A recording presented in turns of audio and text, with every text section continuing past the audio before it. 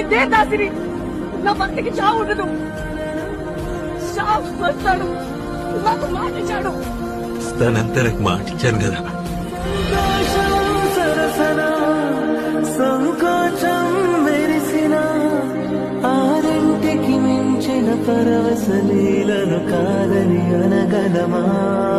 కథ కదిలే వరసన తమ ఎదలేం తడిసిన గత జన్మల పొడవున దాచిన దాహము ఇప్పుడే వీరికి పరిచయమా?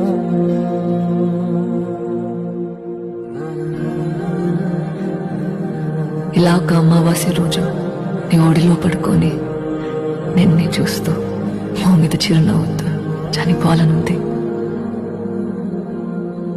అదే నా ఆఖరి కోరిక.